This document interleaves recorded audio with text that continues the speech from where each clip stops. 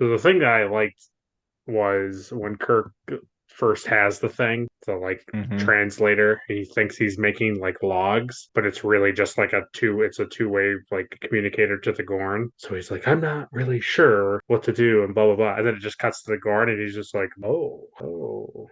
Like he just gives his ear and everything. It was so funny to me that like Kirk, like he has to like record his, he just has to do his audio logs. He's got to do Yeah, it, no matter what. He's like when yeah, you're playing an RPG and you're like, why would they record this? And you find these audio logs of people and you're like, well, Kirk would have recorded it.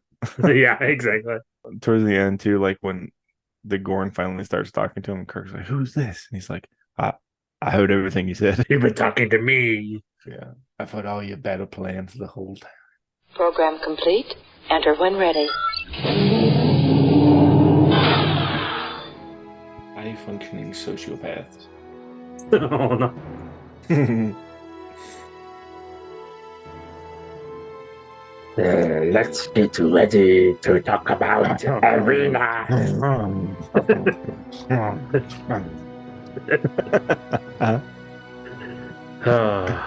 Captain, this is the captain.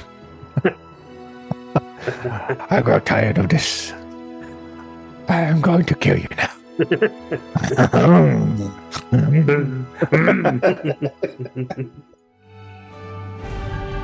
Risk. Risk is our business. Out there. That way. What happened? Starfleet was founded to seek out new life. Well, there it sits.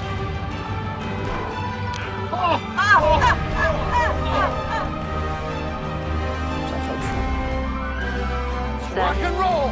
6. We're not afraid of diversity. We don't persecute it. We embrace it.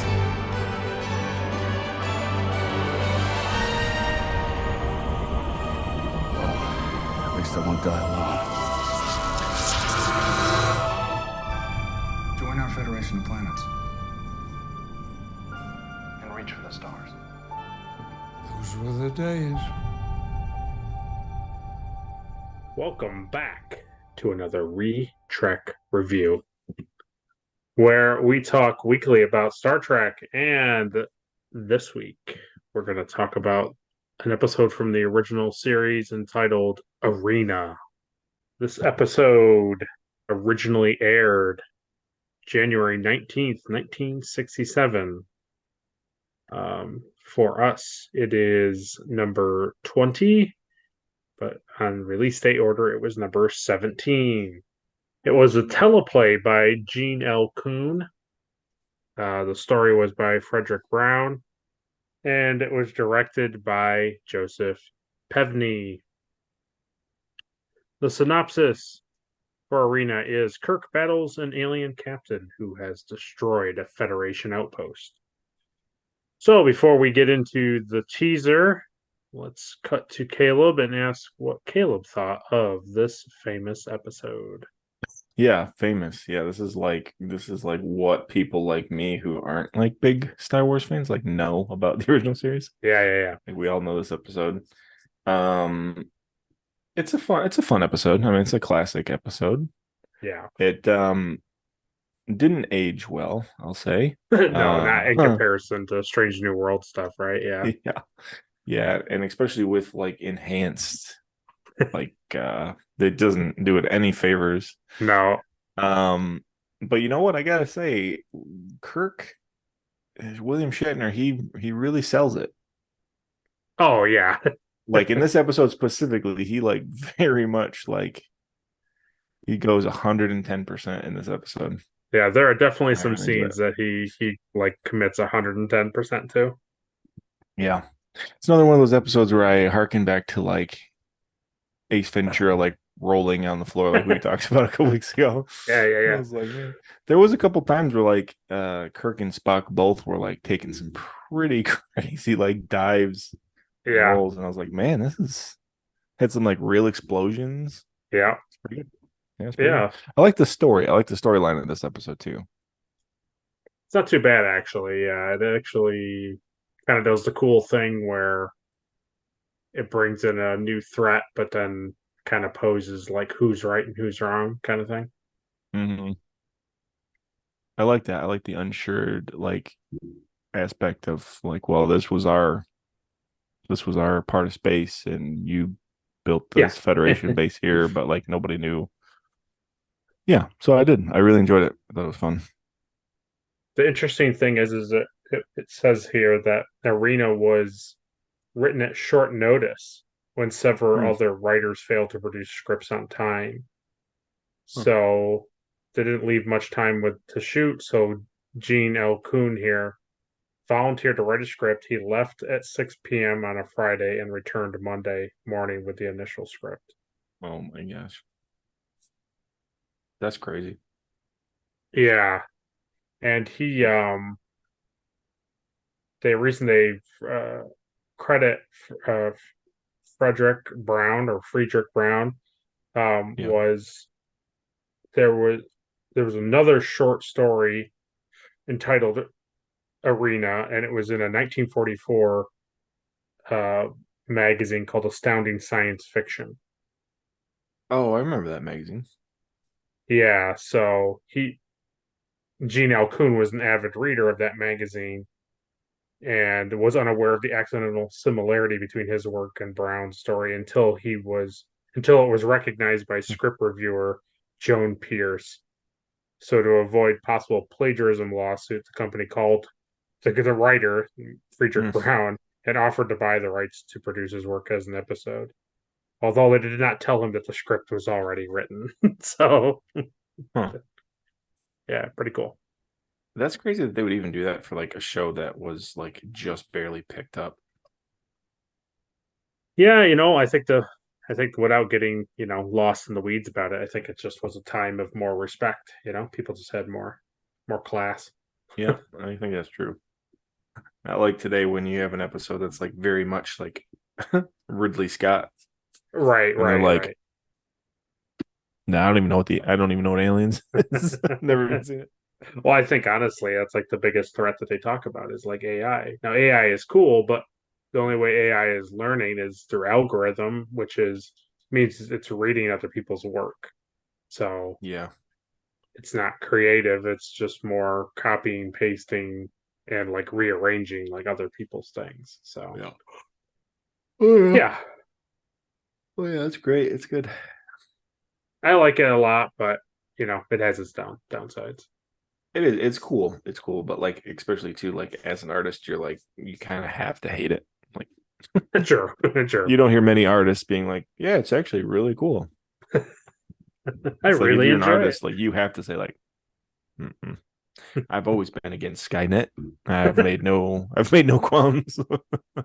Yeah, I'm waiting for him to show up one day with a box of roses to save me. So let's jump into the teaser. Captain Kirk and a landing party, Spock, Dr. McCoy, O'Hurley, Kelowitz, and Lang beam down to the Federation observation outpost on Cestus 3 at the invitation of its commander, Commodore Travers, who has received quite the reputation for setting a fine table with his personal head chef. When the away team arrives, they discover that the invitation is a ruse and the colony has been destroyed. It sure has. Yeah, I know it's just like a 60s filming thing, and I tried not to like overanalyze it, but I thought they literally materialize. Kirk like looks over his shoulder once or twice, and then he's like, "It's been destroyed." It's just like that's a real quick assessment. There was a couple of those in this episode, like real quick, like assessment things. Yeah, Yeah, he was like immediately like call for backup. It's bad. That's bad on it. but the way I was thinking about it is maybe you look at it as these are the reports from the Strange New World stuff of seeing all of the destruction, and he knew immediately that you gotta report, you gotta like tell people Mhm. what's going on because the Gorn attack quick. Well, So anytime you show up to a Federation base and it's smoking, it's like immediately not good. that's a good point. Yeah. And then I like how Spock takes out the science strike order, and he's like, "Yeah, there's one guy over there, and the guy's like, "Oh, Yeah. oh, it hurts so bad." I like that opening shot though. I like the aspect ratio of like this Oh, city behind them, and they're kind of like out in the desert. yeah. It's kind of cool. That was cool. I like this episode too because it seems like they filmed like on location a bit more, They like real certainly did. escapes. Yeah, they really did. And Which that is like goes a long way.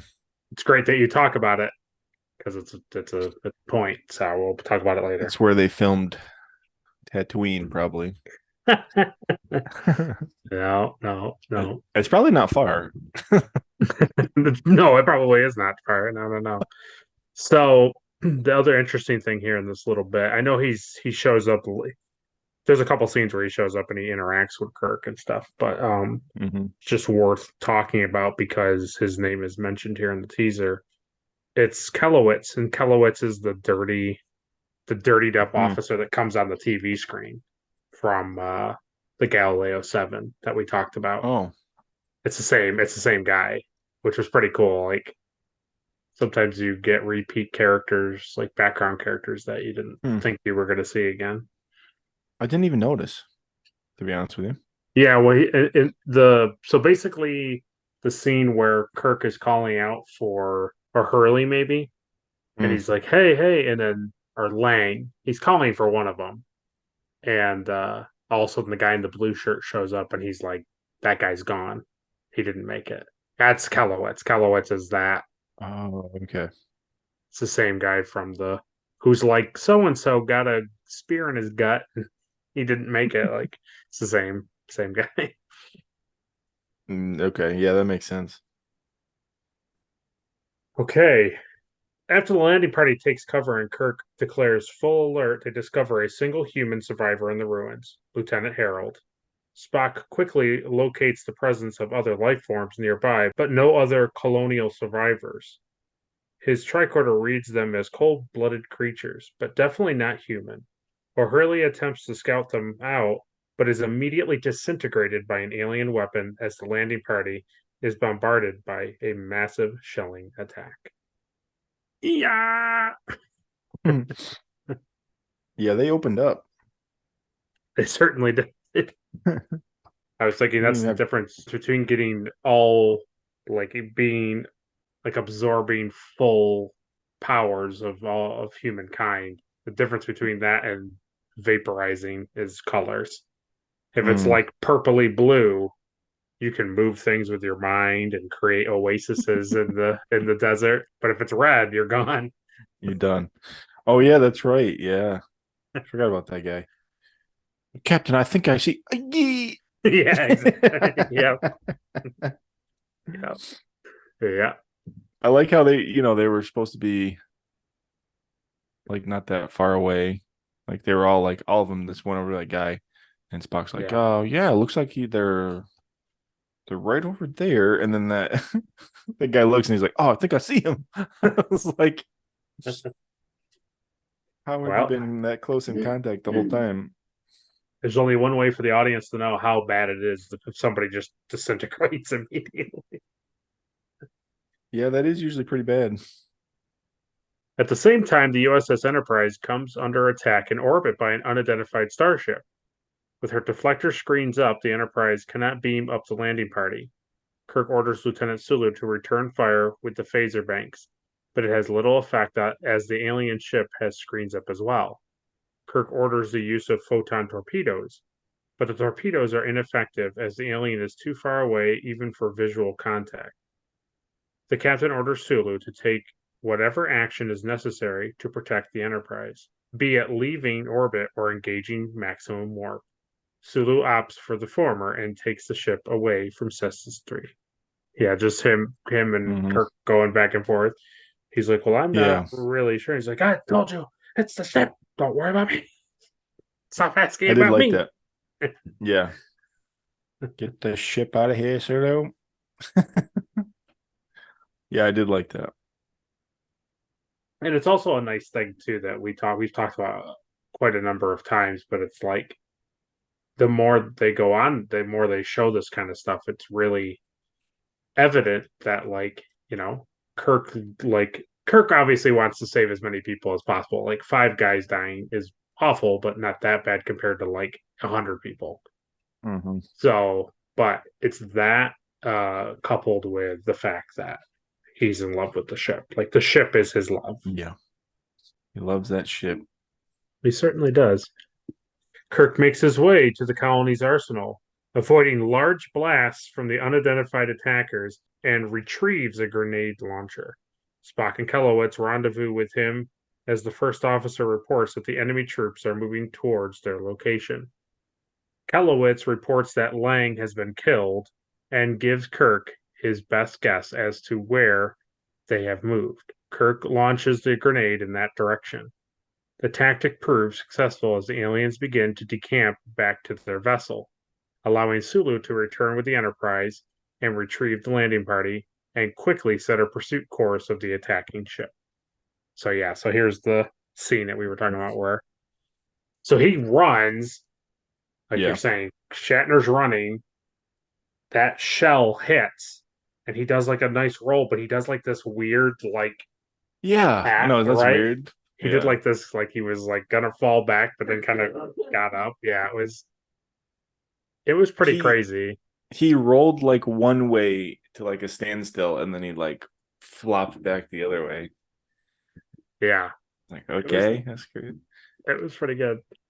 It was pretty funny. And then even like Nimoy, like Leonard Nimoy, he came like running over the Yeah, ridge and he like jumped and like rolled down that little embankment thing. yeah. I was like, man, that's dedication.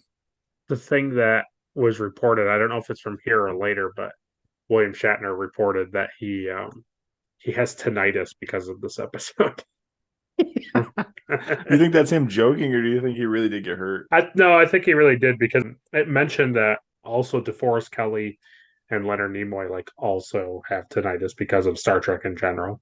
But you can see why these things were going off right next to them. Oh yeah.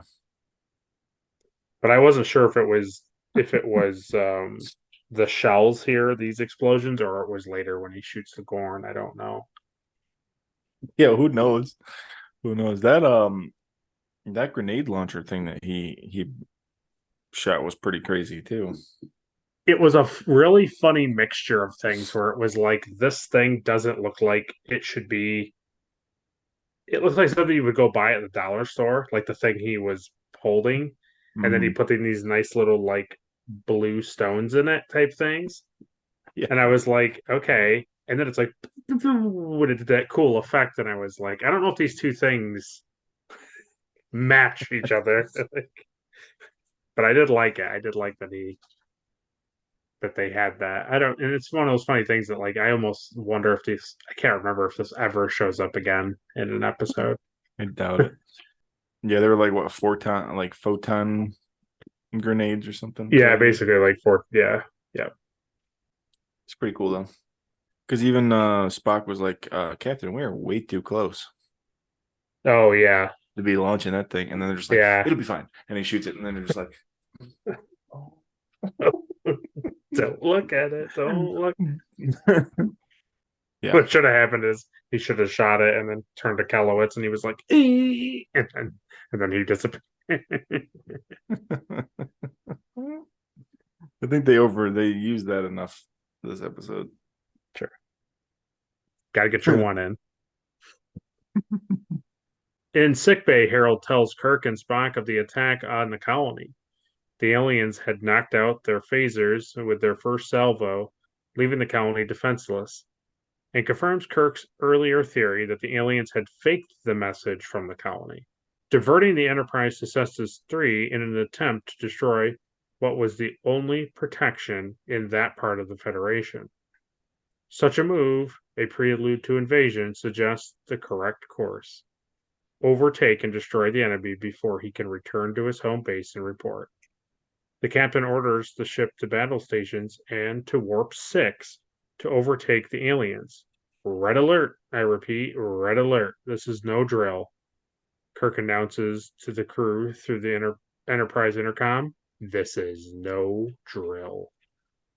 So they have an issue Yeah. with the Gorn are having an issue with people like encroaching in their territory, but they don't know that they're encroaching in their territory. But Yeah, then they right. also do this thing where they like trick the Federation, the Enterprise to come so that they can destroy the Enterprise. And it's like, okay, well, Mm. that's more than just like, hey, you're on our land and you Hmm. need to go.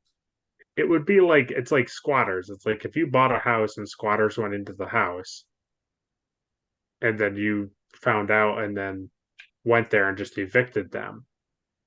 It would Mm. be like, oh, that's one thing. But then they'd be like, oh, who are their best friends? Let's call them and have them show up. And then when they were best friends show up, I'm going to club them with a baseball bat. Like, I don't know if that's to happen. Yeah, that's true. The aliens, aware that the Enterprise is in pursuit, jump to Warp 6 as well. Kirk orders Warp 7 engage, drawing concern from Spock and Chief Engineer Scott that a sustained Warp 7 speed would be hazardous to the Enterprise warp engines. Spock argues against destroying the enemy vessel on the basis of respect for sentient life. Kirk disagrees. His opinion is that a crime has been committed and the perpetrators must be punished.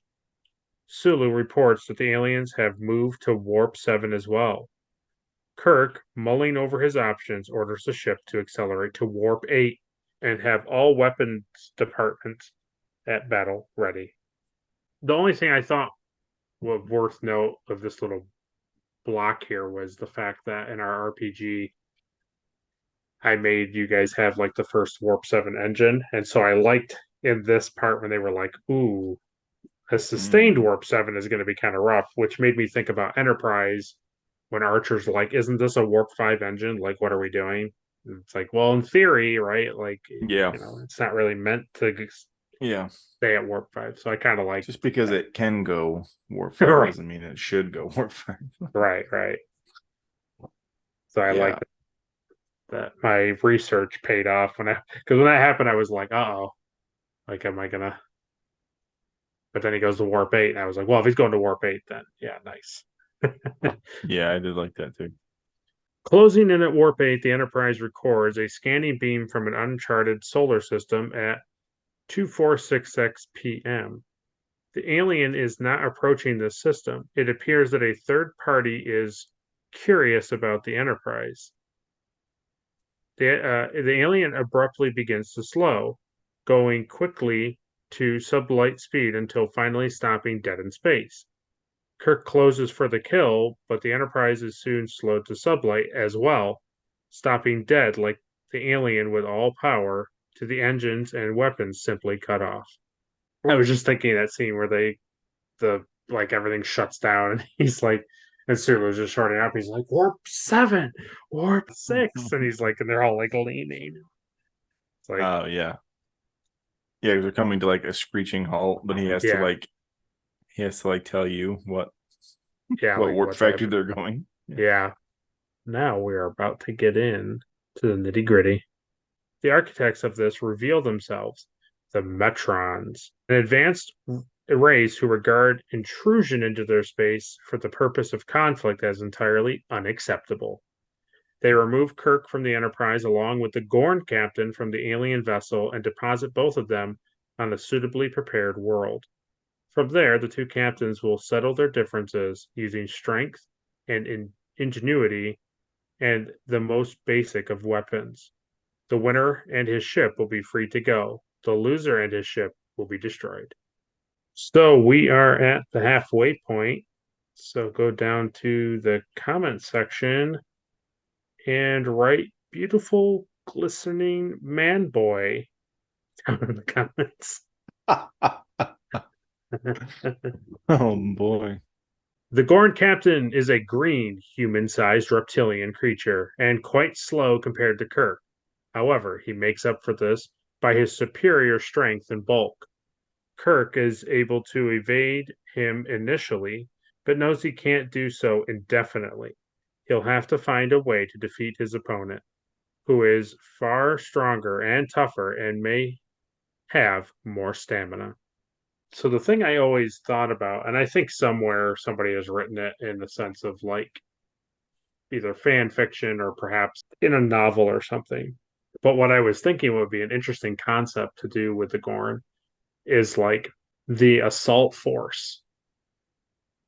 So like planet invaders, ship invaders, they are a bred type of reptilian Gorn that are the ones from Strange New Worlds. And they have short lives like you and I were discussing, which was like, okay, they can spit on you, which can grow like Gorn babies, and then Yeah. they mature very quickly, but then within like 24 hours they die. But they're conditioned to be that way, which is why they can do that. And then the ones who run like ships and run the government and all that stuff, they're these guys. They're the guys from the original series who are just slow, like hulking, nasty guys. And then the Yeah. ones who are more fast and like aggressive and doing all that spitting stuff is like they're like a different sect of the Gorn for more like precision work and invasion. Hmm. Yeah, I don't know. I just was a thought that I It also is funny too because in like Strange New Worlds they show them as being just basically just monsters, right.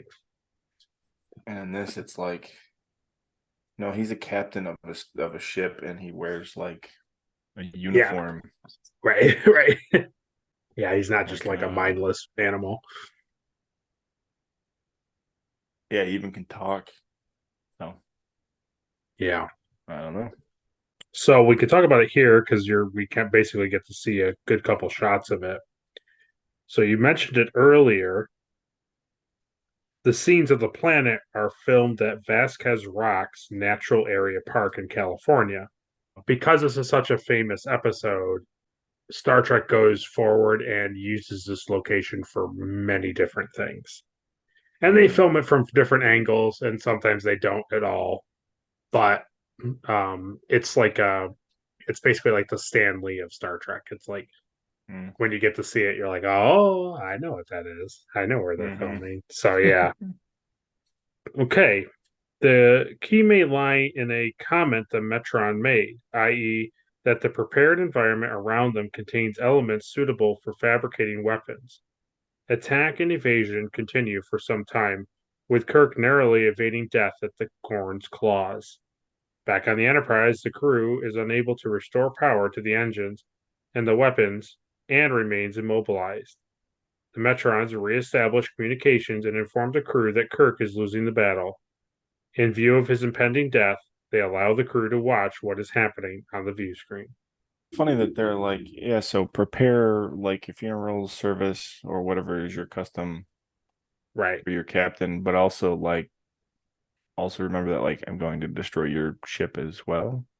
Yeah. So who cares about a funeral service? Yeah, so here we go. The Gorn finally communicates. It proposes that Kirk cease trying to evade him and promises in exchange to be merciful and quick in killing him. Kirk compares this offer to the supposed mercy that was shown to the humans at Cestus 3. This enrages the Gorn, who tells Kirk his people regard Cestus 3 as part of their territorial space. From the Gorn perspective, they were repelling an invading force. Watching from the bridge, McCoy posits that perhaps it was the humans who were in the wrong. Spock agrees it is possible. So the thing that they added in the remastered is the Gorn blinks, just like the Ewoks. I The noticed Gorn that blinks. Yeah, he didn't before. a couple times, yeah. But the other thing that's of noteworthy, and maybe you picked up on it, was our buddy Ted Cassidy returns as voicing the Gorn. Yeah, Mm-hmm. comes back. You captain. Yeah, I did like that. He can take a boulder too. That's pretty good. Oh man, can he ever? Couple, he's yeah, just he can he's just like, oh, that was take. rough. Oh, He does kind of turn around shocked, doesn't he? Like, oh, My favorite too Yeah. is in the beginning when Kirk picks that like pretty good sized boulder up. He like does Yeah. everything he can to like lift it Yeah. and just bounces off his chest. And he's just like, oh, Yeah. Let's see, he wants to play. oh. As the conflict continues, Kirk remembers an old formula: gunpowder. Using sulfur, coal, potassium nitrate, diamonds, and a bamboo like plant, Kirk constructs a makeshift cannon. Spock, impressed by the captain's ingenuity, posits that Kirk might be successful if he can complete construction of the cannon before the Gorn closes in for the kill. Moments from a fatal attack, Kirk rips up his own uniform to make a fuse and uses the metallic recording translating device provided by the Metrons to spark the coal, allowing Kirk to touch off his crude device, which incapacitates the Gorn. Yeah. Yeah, it does. Certainly does, doesn't it? He has time. If he has time. If he has time. Yeah. It's funny too because like they're really telling you, they're really laying in like, hey, Star Trek is so far advanced in the future that like they don't even remember what gunpowder is. Yeah, no idea. Kirk's like, the sulfur, there's something with sulfur. I can't remember. We used to use sulfur. Something. Yeah. Yeah, I like when he's running around and he's just like, he said we'd have weapons, but where? Where are the weapons? Oh yeah. He kept going back to like, they said there'd be weapons on this planet. There's no weapons. No, they said there is unlimited resources on this planet. So he makes a point, and they later keep driving the point home that diamonds are the hardest thing, right? Well, he says throughout the universe too. He It's does say that, yeah. what? I don't think that's true. And then the Gorn's Yeah. using like he makes an obsidian knife. It's like, Yeah. I think obsidian is harder than that. Anyway. He finds that bamboo thing. It's like, why did you not just take your bamboo stick? And he clearly finds rope because he ropes up his grenade launcher thing and take some of Vines. those diamonds and like rope it to the bamboo thing and have a long spear and just be like jab, jab, jab, jab to the Gorn. I would take a phaser or even a good club. A good club. Yeah. Oh yeah, that definitely would. Yeah, Definitely would do something. Yeah. yeah, throwing a rock at him right to his like rib cage did absolutely He nothing. couldn't even beat the guy last week with the stick. Oh yeah, that's right. What a jokester. He likes clubs. I tell you that it's like his go-to is he grabs half a branch and hits it on a tree. Oh Even yeah, in this episode, he does. Yeah, the Gorn hits the tree instead, like very clearly, like hits the tree. Clam. Isn't there a MythBusters episode where they try to recreate this to see if it's even plausible to make such a thing? I'm sure they did. Yeah, I don't think it is. I don't think you Yeah, could make. I think it's a thing where like getting bamboo at the like width that thing is. Like obviously you can make You need a lot of gunpowder. Yeah, right, but like the bamboo thing would. It's like I think there was an issue. I don't remember what it was. I think the whole thing would explode. Yeah, I think that was. I mean, his thing does like rupture open, but yeah, I don't think it would be a clean, like perfect, like Yeah. mortar shot into him.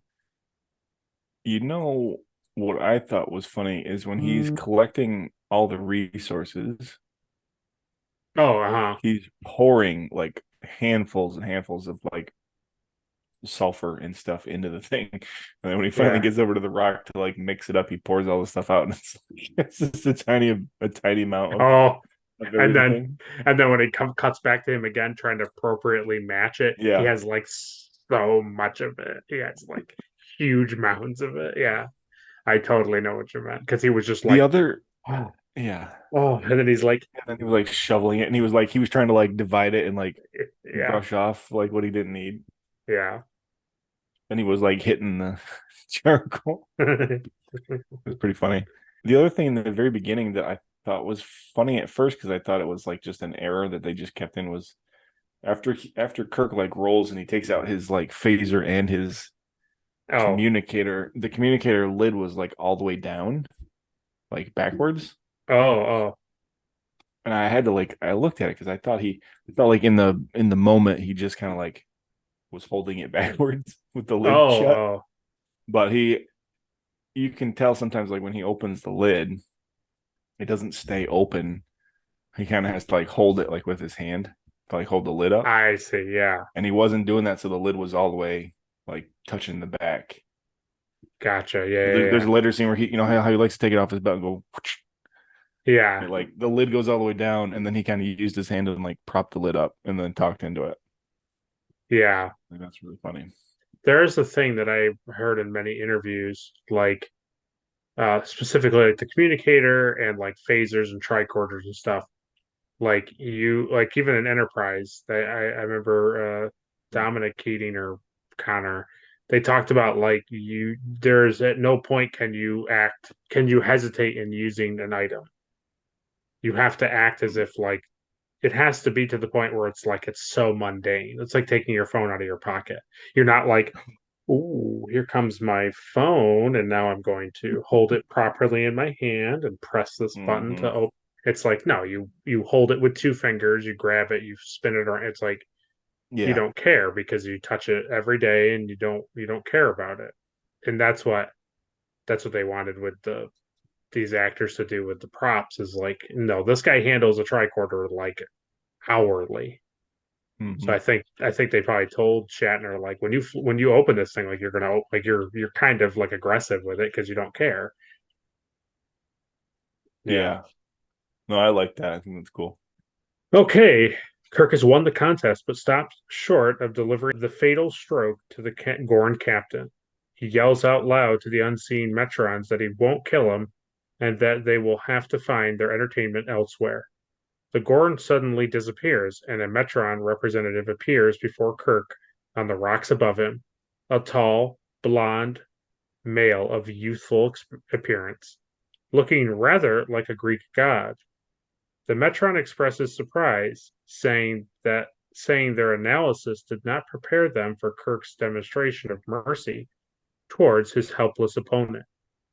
The Metron claims to be 1,500 Earth years old and informs Kirk that the Gorn has been returned to his ship. The Metron will destroy him for Kirk if he so chooses. Kirk declines and claims that the Federation and the Gorn can talk their dispute over and perhaps reach an agreement. This also impresses the Metron, who theorizes that although humanity is still half savage, perhaps in several thousand years, it will be civilized enough to be of further interest to the Metrons. Kirk is returned to the Enterprise. He is no longer dusty or dirty from the battle, and his torn uniform is pristine again. And then he discovers that the ship has been relocated 500 parsecs away from the Metron solar system. So the thing I thought Mm. about after Kirk saves him and he's like, no, we can talk, and then we never see Gorn again in Star Trek, it's like they just were like, okay, where's your lines? And they were like, here. And they were like, would you like to have further contact? No. And then that was it. Mm-hmm. Yeah, I kind of figured that like they had negotiations and just like that was it. But there's your Metron guy. Yeah, it's beautiful. He's beautiful. He's like, oh, you didn't think this is how I looked, huh? Like, mm-mm. Nope. No, but that Gosh. sure is a pretty dress. Yeah. Very sparkly. Very sparkly. And I love your sandals. Yeah, beautiful sandals. Yeah, I don't know what Gene Roddenberry's idea for that is. It's like maybe some of these guys should just dress really weird. You're like, okay, Yeah, I don't I think know. so. Talking over the incident with the Gorn captain and the Metrons with Spock, Kirk tells his first officer that we're a most promising species, Mr. Spock, as far as predators go, when Spock asks what happened after Kirk fired off his cannon.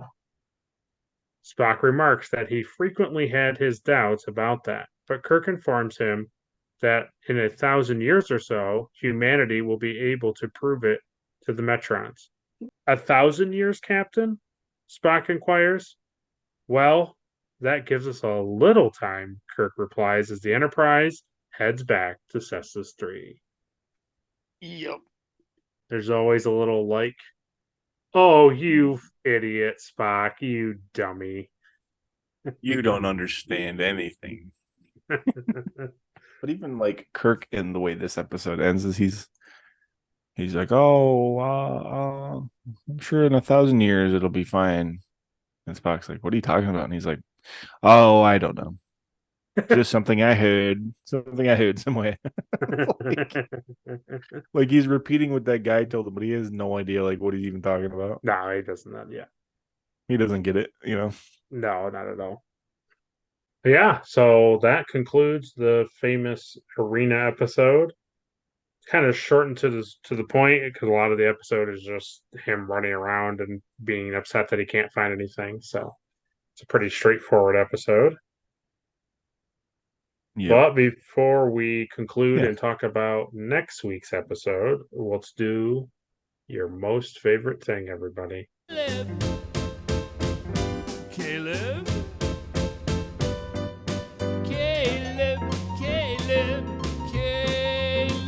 I always go back to like Futurama. There's that episode where there's that race of aliens and they're like neutral. Okay. They're like, oh no, what do you think about it? And he goes, I have no strong opinions one way or the other.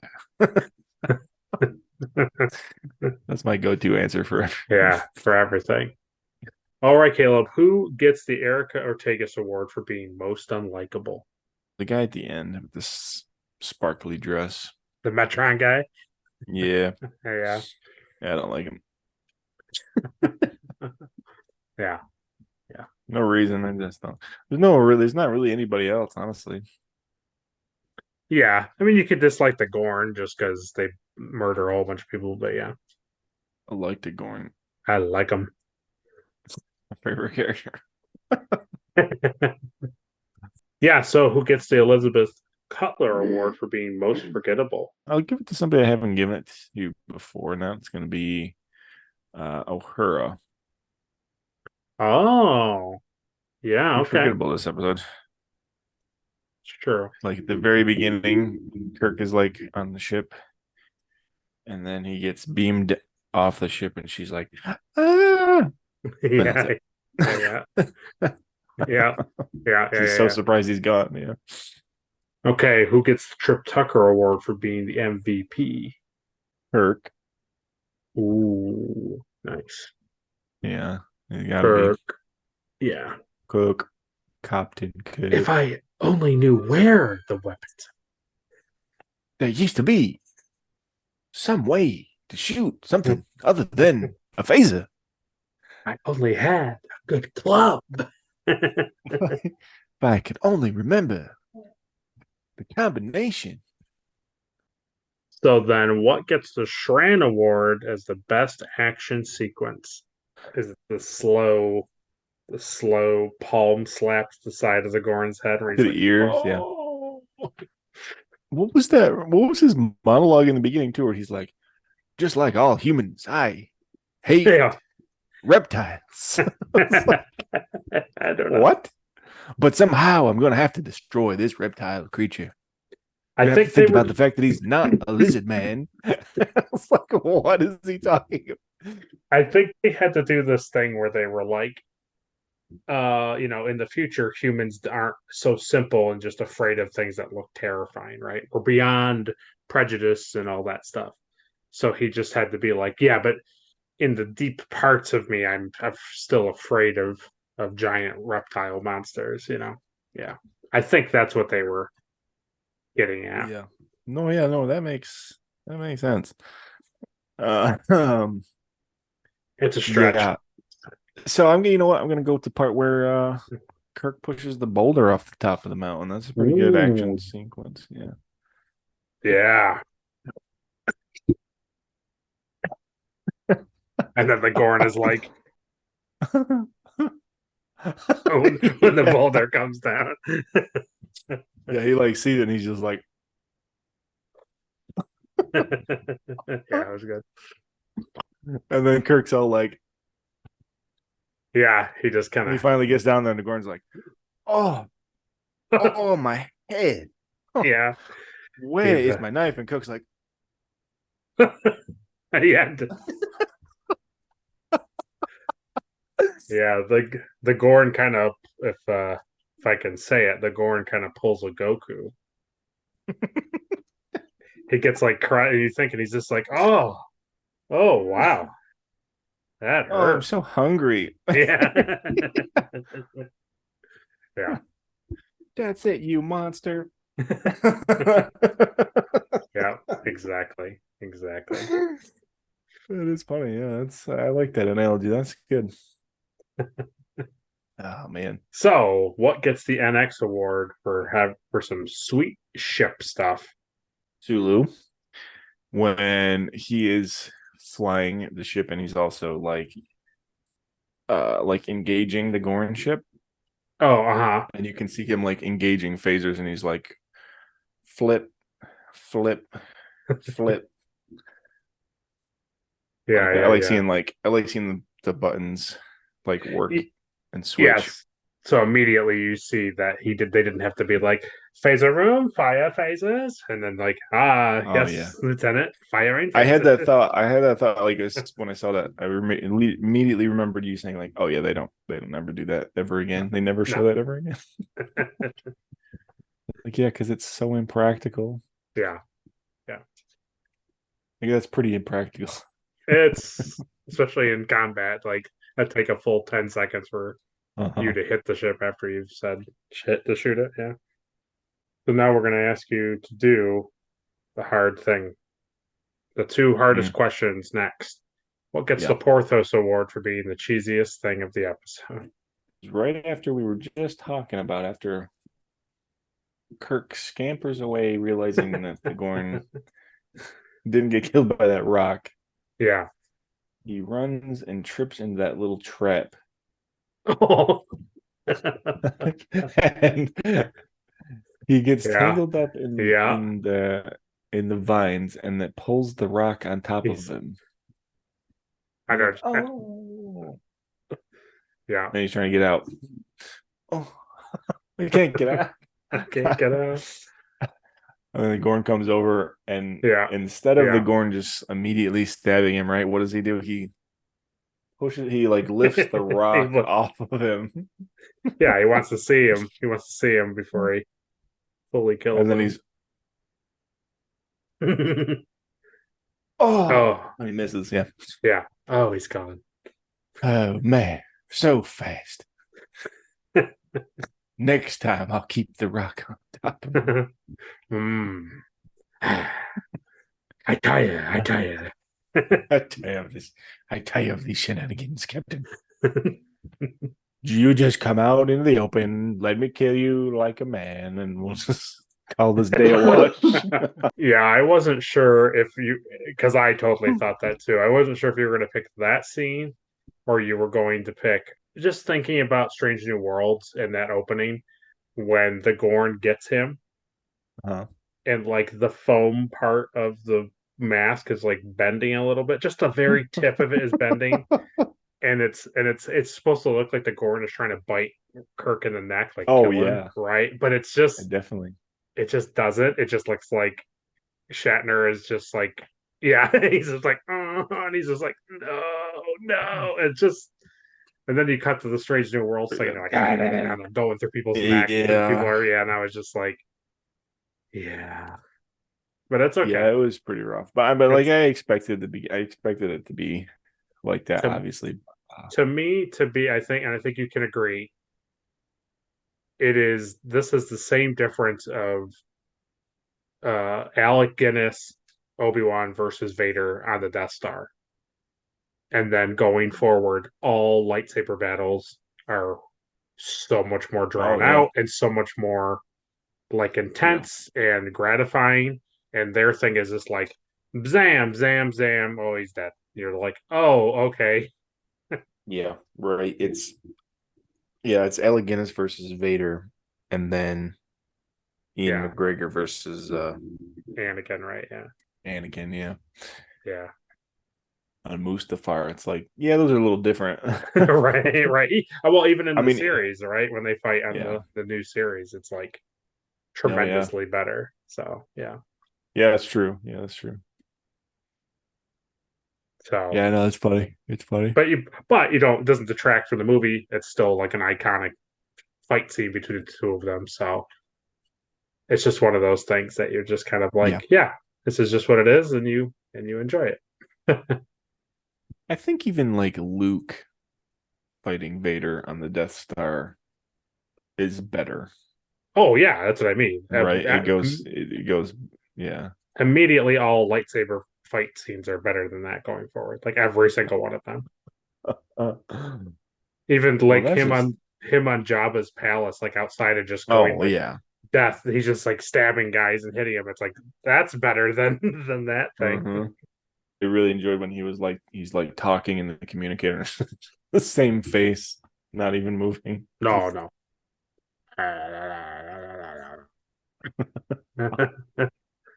Another thing I did like too, because they could have easily just not done it, but they did put little diamond bits on him and like blood and stuff, and I was like, okay, I like all that. right, Yeah, I'll take that.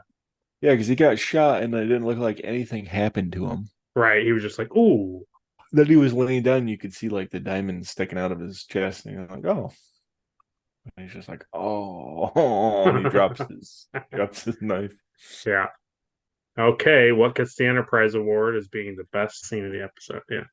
When they're rolling all over the places, and he's going towards the ammo Yeah, yeah. stockpile. He remembers that like the ammo stockpile was there. Yeah. Yeah.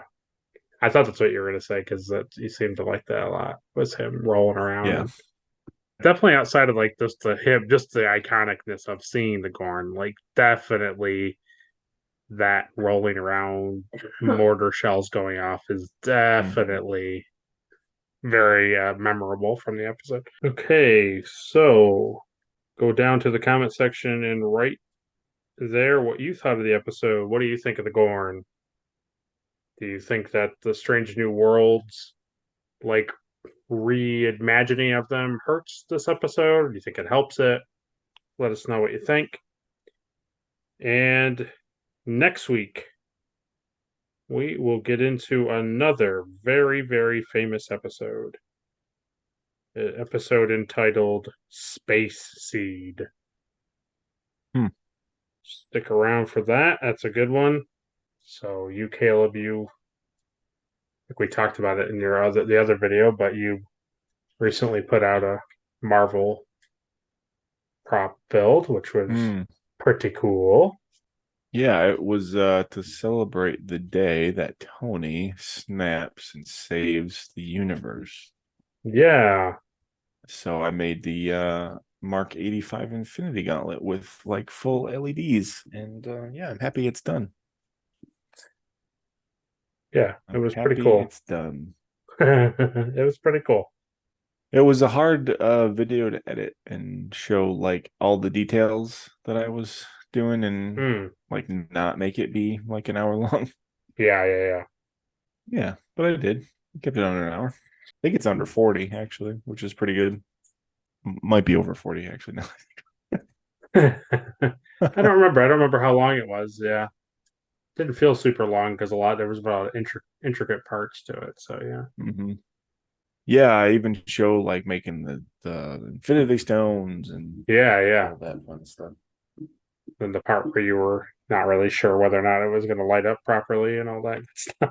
Yeah, my Yeah. having Jarvis run stuff at the end. Yeah, that was fun. And that was like a pretty genuine reaction when I like actually was really looking at it for the first time, like all together. I figured so. Yeah. Also, the other thing too, we mentioned Goku during this podcast. So last week was our continuation of our rewatch, or at least my first time viewing of Dragon Ball. So that podcast is over on his channel. Yeah, we started the Red Ribbon Army saga. If that means anything to anybody. Yeah, so just like this, we cover a lot of episodes, talk about things, and he's the experienced guy and I'm the inexperienced guy, so it's a reverse role. Yeah. He gets to hear me be like, "Oh, this thing's weird and interesting," and he knows all the secrets. So. Yeah, it's pretty fun. Yeah. You know what they should do? They should go watch me paint that Superman. That's what they should do. That's true. Yeah. That's true. I got a very lovely anniversary gift from my brother-in-law here, Caleb. And I'm not going to tell you what it is. You should go to his channel and look for it. Starts with an S. Nobody else is. Starts with an S and ends with a man. You can go and find it. Spider-Man. Spider-Man. So watch that in the meantime, because it's a fun little video. It's a quick little video just showing how I painted statue.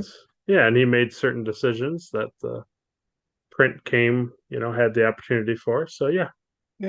Check it out. I tried a completely new painting technique using silly putty. So I mean, come on. I mean, that's worth a view. That's true. Well, very good. So if you liked the video, like it. If you disliked it, dislike it. Share it with all your friends and family and Trek enthusiasts.